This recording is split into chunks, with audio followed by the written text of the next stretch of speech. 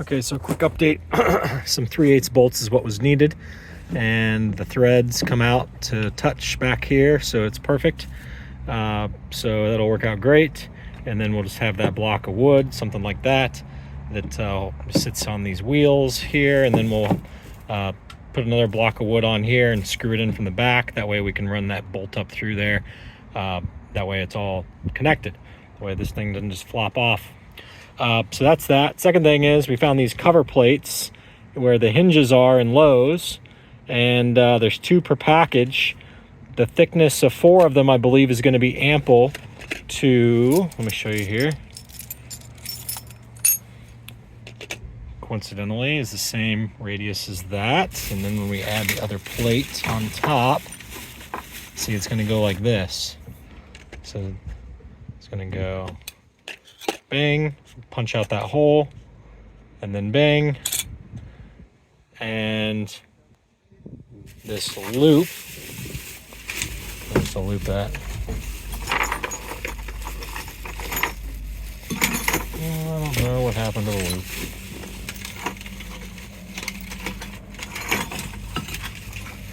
Where did I put the loop? Oh, here it is. It's on top of the, and then this loop is going to come up through here. Okay, but this is all, everything that you're seeing right here is all going to be on the top side of that beam. It's all going to be up there on that beam. So now when that loop pulls down, it's dispersing that weight across that whole beam, and that's a thick beam up there. So that'll be good. All right. So there we have it. A successful trip to Lowe's. That's all I got. Oh, man. All right.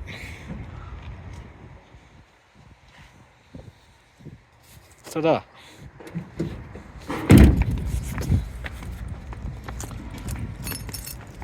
So now that'll hold a bunch of weight, that loop.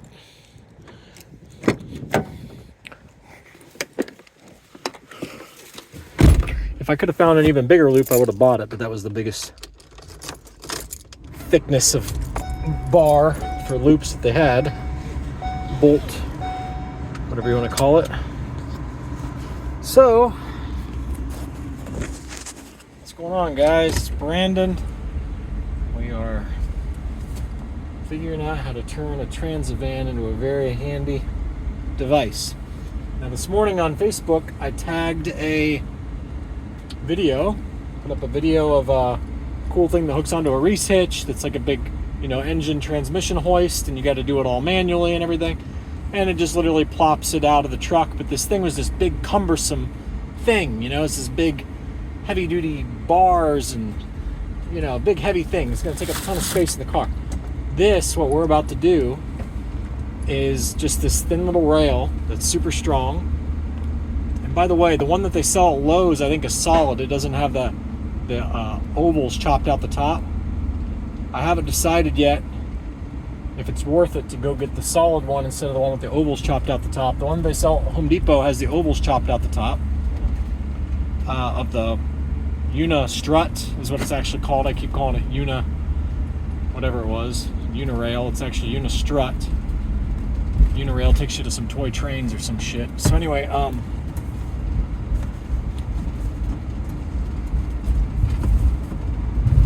so we are on our way back now to put this whole fucking thing together. It's a miracle. Finally figured this out. But like I said, this is going to be handy because we're going to be able to use it for other things. So I'm really glad that I went through this whole rigmarole because it allows me to understand what can be done with the van. I can pick up heavy things now.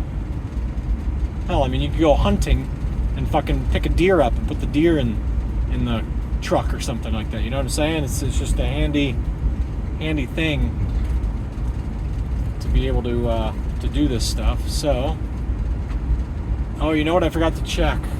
Fuck. Well, I'll come back tomorrow.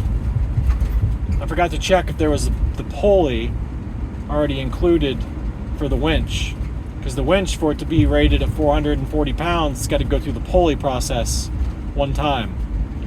It's got to be leveraged once, like 2 for 1 on the pulley. So mean, technically you could keep doing it over and over and over and leverage it to whatever. It's just the question of, is that device strong enough to hold the weight? I don't know. But,